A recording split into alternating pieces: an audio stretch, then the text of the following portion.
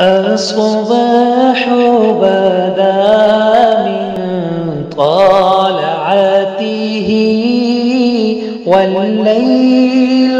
دجى من وفرته اللہ اللہ اللہ اللہ۔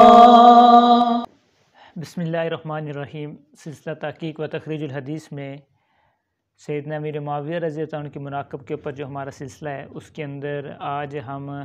ایک اعتراض کو شامل کرنے والے ہیں جو سیدنا امیر معاویہ رضی اللہ عنہ پہ کیا جاتا ہے، اور اس اعتراض کے دو حصے ہیں۔ آج ہم جو ویڈیو ریکارڈ کرنے والے ہیں اس میں ہم اس کا حصہ اول جو ہے اس کو شامل کریں گے۔ سیدنا امیر معاویہ رضی اللہ عنہ پر ایک روایت کو لے کے اعتراض کیا جاتا ہے کہ سیدنا امیر معاویہ رضی اللہ تعالیٰ عنہ شراب پیتے تھے، ٹھیک ہے، اور اس کے لیے مسند امام احمد بن حنبل کی ایک روایت ہے، اس کو پیش کیا جاتا ہے۔ اور سب سے پہلے ہم وہ روایت دیکھتے ہیں جو اس اعتراض کے طور پہ پیش کی جاتی ہے۔ عبداللہ بن بریدہ جو ہیں صحابی، وہ فرماتے ہیں کہ میں اپنے والد کے ساتھ حضرت امیر معاویہ کی خدمت میں گیا، تو وہاں پہ انہوں نے ہمیں بٹھایا، کھانا کھلایا، اس کے بعد ایک مشروب لایا گیا جو حضرت امیر معاویہ نے پیا، پھر انہوں نے میرے والد کو دیا، میرے والد نے اس سے پکڑا، پھر اس کے بعد انہوں نے فرمایا کہ جب سے اللہ کے نبی صلی اللہ علیہ وسلم نے اس کو حرام کیا تب سے میں نے اس کو نہیں پیا۔ تو حضرت معاویہ رضی اللہ عنہ نے پھر فرمایا کہ میں عرب کا سب سے خوبصورت آدمی تھا، قریش کا، اور اچھے دانتوں والا تھا، اور اس کے علاوہ یہ بھی فرمایا کہ میں دودھ کو کسی چیز سے بھی زیادہ پسند نہیں کرتا، دودھ کو بہت زیادہ پسند کرتا ہوں، اور اس کے علاوہ اچھی گفتگو کرنے والا جو ہے میں اس کو پسند کرتا ہوں۔ اب اس روایت کے اندر جو حضرت امیر معاویہ پر اعتراض ہے وہ ان الفاظ کے ساتھ ہے کہ ثم اتینا بالشراب فشرب معاویہ،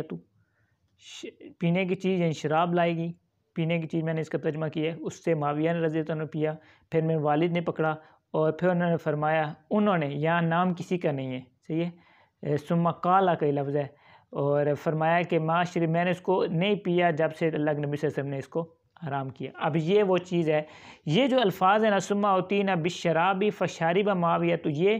اور پھر وہ آگے جو لفظ ہیں کہ میں نے اس کو نہیں پیا جب سے اللہ کے نبی نے اس کو حرام کیا، یہی وہ سارا اعتراض کا اس روایت سے اعتراض نکال کے حضرت امیر معاویہ پہ کیا جاتا ہے۔ سب سے پہلی جو بات ہے وہ ہم یہ کرتے ہیں کہ یہ روایت جو ہے یہ مسند امام احمد بن حنبل میں بھی ہے، اور اسی سند کے ساتھ یہ روایت جو ہے وہ دیگر کتب کے اندر بھی، بعض کتب میں مصنف ابن ابی شیبہ میں آئی ہے، تاریخ دمشق ابن اسحاق میں ابن اسحاق لے کے آئے ہیں، امام ذہبی سیر اعلام النبلاء میں اور دیگر جگہ پر اس سند کے ساتھ اس روایت کو لے کے آئے ہیں۔ سب سے پہلی چیز جو یہاں پہ دیکھنے والی ہے وہ یہ ہے کہ یہ جو سند ہے مسند امام احمد بن حنبل کی، اس کے شروع میں دو راوی جن پہ میں گفتگو کروں گا، ایک اس کی سند میں راوی ہیں زید بن حباب، اور دوسرے راوی ہیں حسین بن واقد، حدثنی حسین، یہ جو ہے حسین بن واقد ہیں۔ یہ دو راوی ایسے ہیں کہ اپنی ذات کے اعتبار سے تو یہ واقعی ثقہ ہیں، محدثین نے ان کی توثیق کی ہے، لیکن ساتھ ساتھ محدثین نے ان دونوں کے بارے میں کچھ الفاظ ایسے کہے ہیں، وہ آپ سن لیں تو یہاں پر یہ مسئلہ جو ہے وہ حل ہو جائے گا۔ محدثین نے ان دونوں کے بارے میں جو رائے اختیار کی ہے، وہ رائے یہ اختیار کی ہے کہ ان میں سے جو پہلے تھے زید بن حباب، یہ ثقہ ہیں، لیکن ان کے بارے میں فرمایا کہ کثیر الخطا، بہت زیادہ غلطیاں کرتے ہیں، اور یہ بات امام احمد بن حنبل رحمہ اللہ نے اپنی جو ان کی جرح و تعدیل کی کتاب جو ان کے حوالے سے لکھی گئی، جن میں ان کے اقوال وغیرہ ذکر کیے گئے، انہوں نے اس کے اندر یہ چیز ذکر کی ہے۔ اس کتاب کا نام ہے العلل و معرفت الرجال، ٹھیک ہے، تو اس کے اندر یہ چیز ہے، وہ فرماتے ہیں کہ میں نے ان سے سنا وہ کہہ رہے تھے کہ راجل صالح، نیک آدمی ہے، پھر آگے چل کے فرمایا کہ لِأَنَّهُ كَانَ كَثِيرُ الْخَطَا،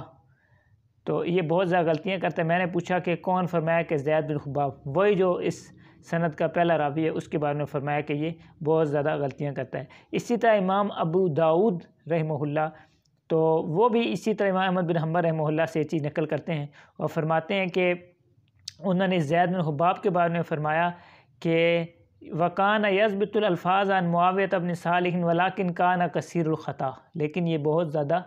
غلطیاں کرتا تھا۔ ایک اس سند کا یہ راوی، اس کے بارے میں دیگر محدثین نے بھی اس چیز کو بحال رکھا اور اس کو ذکر بھی کیا ہے کہ یہ کثیر الخطا تھا۔ سکہ ہونا ایک الگ چیز ہے، لیکن ان سے غلطیاں ہو جاتی تھیں۔ دوسرے جو اس سند کے راوی ہیں وہ حسین بن واقد ہیں۔ یہ حسین بن واقد بھی جو ہیں یہ بھی واقعتاً سکہ ہیں، اگر آپ دیکھیں گے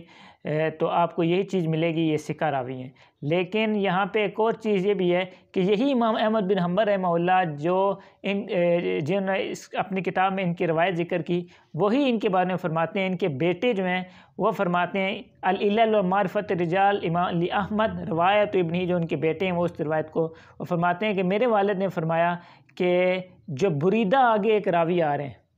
ٹھیک ہے، ابن بریدہ، عبداللہ ابن بریدہ جو ہے، ان سے یہ دو راوی ایسے ہیں کہ جو منکر روایات انہوں نے کافی ساری نقل کی ہیں۔ ان میں ایک حسین بن واقد ہیں اور دوسرے ابی المنیب نام کے کوئی راوی ہیں۔ ان کے بارے میں امام احمد بن حنبل فرماتے ہیں کہ انہوں نے کافی ساری ان سے منکر روایات بھی نقل کی ہیں۔ یہی جو کتاب ہے جس کا بھی میں نے حوالہ دیا ہے، تو ان کے بارے میں دوسری جگہ وہی فرماتے ہیں کہ قال ابی عبداللہ بن بریدہ الذی روا عنہ حسین بن واقد ما انکرہ و ابو المنیب یقولون کانہا، یہاں بھی وہی چیز ذکر کی۔ اب یہ تو ان کے والد جو ان کے بیٹے تھے احمد بن حنبل کے، انہوں نے اپنے والد سے ایک اور دوسرے بھی ان کے شاگرد ہیں میمونی نام کے، تو ان کے بارے میں یہ چیز ملتی ہے کہ انہوں نے بھی یہی چیز ذکر کی اور فرماتے ہیں کہ قال ابو عبداللہ حسین بن واقد لہو اشیاء مناکیر،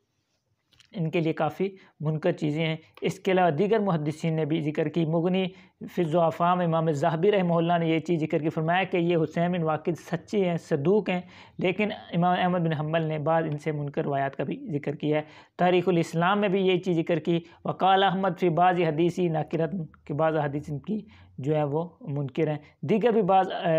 جو محدثین ہیں انہوں نے اس چیز کو ذکر کیا ہے۔ اب ہم دیکھتے ہیں کہ جب یہ چیز ثابت ہوگی کہ یہ دو راوی ایسے ہیں، ایک کثیر الخطا تھے، دوسرے بعد منکر روایات بھی نقل کرتے تھے، تو اب یہی سند، ٹھیک ہے، جس میں دونوں راوی ہیں، اب ایک سند، یہی سند جس میں یہ دونوں راوی امام احمد بن حنبل نے ذکر کی، اور یہی سند جس میں یہی دونوں راوی یہ ذکر کی مصنف ابن ابی شیبہ نے،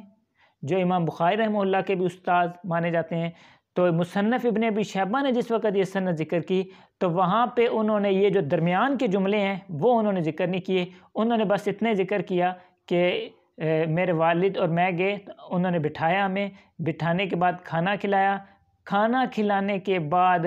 جو انہوں نے چیز ذکر کی وہ یہ چیز ذکر کی، جس وقت کھانا کھلایا تو پھر وہ مشروب لایا گیا، مشروب پیا، تو پھر وہاں پہ امیر معاویہ رضی اللہ عنہ نے فرمایا کہ اس سے پہلے بھی مجھے دودھ سے زیادہ کوئی چیز پسندیدہ نہیں تھی، فَإِنِّي آخِذٌ كَمَا كُنْتُ آخِذُ قَبْلَ الْيَوْمِ، اور ابھی بھی یہ میں دودھ ہی پینے والا ہوں، دودھ ہی لینے والا ہوں جیسے میں اس سے پہلے اس کو لیتا تھا۔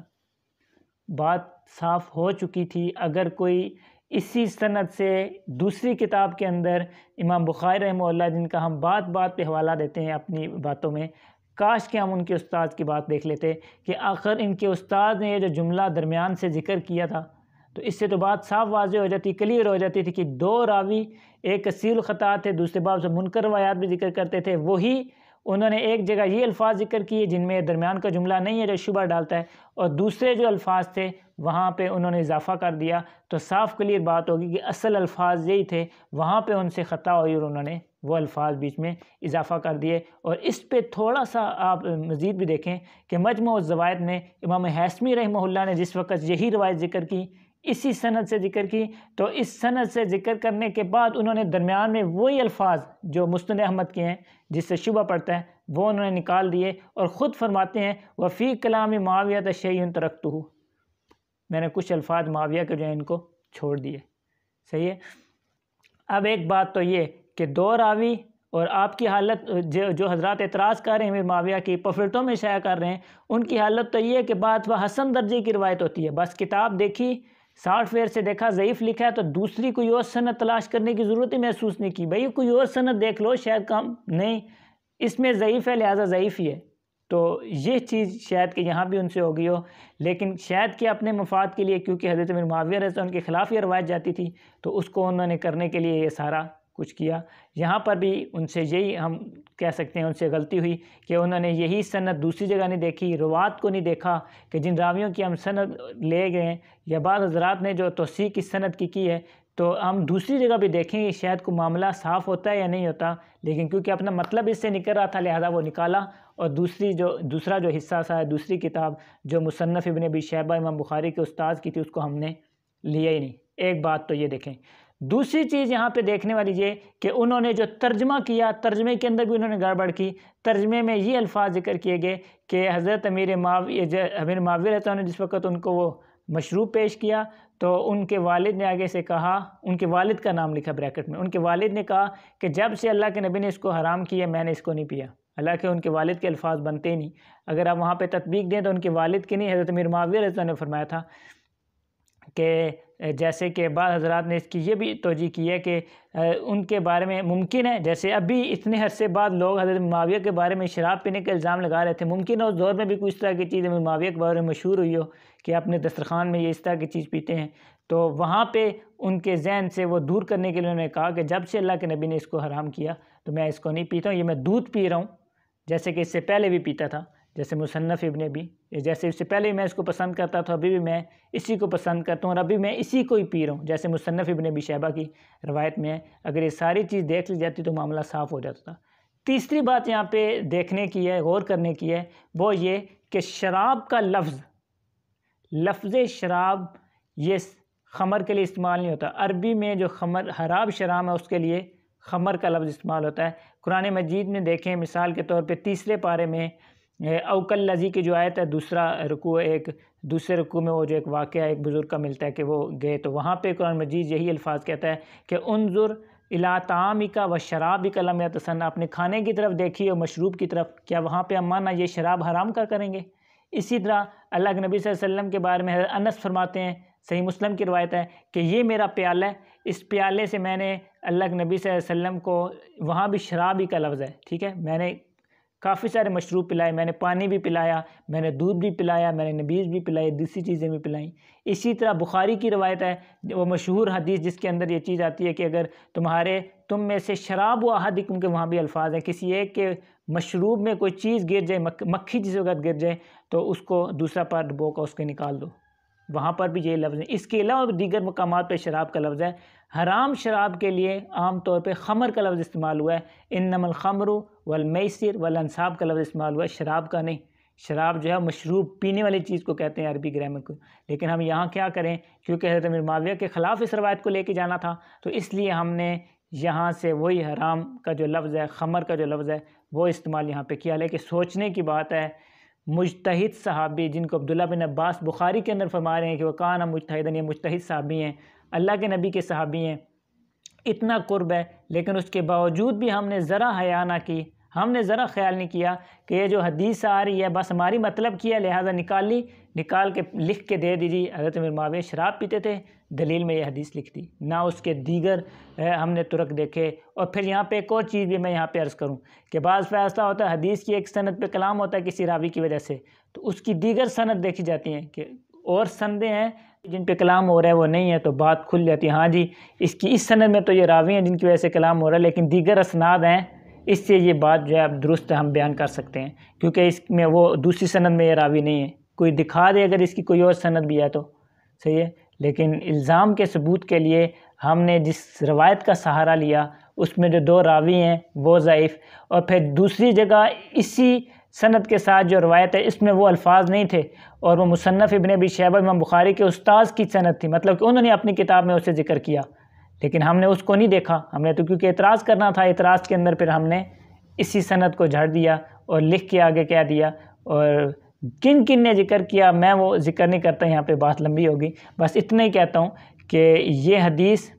خلاصہ اس کا یہ کہ یہ حدیث جس سند سے آئی ہے اس میں 2 راوی ایسے ہیں، ایک کثیر الخطا تھے، اپنے لحاظ سے بے شک ثقہ تھے لیکن غلطیاں کر لیتے تھے، دوسرے بعض دفعہ منکر روایات بھی اسی صحابی سے وہ نقل کر لیتے تھے۔ پھر دوسری طرف دیکھا جائے کہ شراب کا جو ہم نے معنی حرام شراب سے کیا ہے وہ بھی ہم سے غلطی ہوئی، کیونکہ اس کے لیے خمر کا لفظ ہوتا ہے، شراب تو مشروب کو کہتے ہیں۔ تیسری ہم نے غلطی یہ کی کہ امام بخاری کے استاذ نے جو اس کو ذکر کیا وہاں پہ انہوں نے یہ والا جملہ درمیان کا تھا وہ ذکر نہیں کیا. ہم نے اس روایت کو چھوڑ کے مسند احمد بن حنبل میں جو یہ جملہ ہمارے مطلب اور مفاد کا نکلا تھا، جو ہم نے جرح کرنی تھی صحابی پہ، وہ ہم نے پیش کیا اپنی عادت کے مطابق، اور وہ والا جو حصہ تھا یا جو امام بخاری کے استاد نے ذکر کی تھی وہ ہم نے چھوڑ دی. تو اللہ تعالی ہمیں سمجھ نصیب کرے اور صحابہ کرام کا عزت، ادب اور احترام کرنے کی توفیق دے. رضی اللہ تعالی عنہ و عنہم.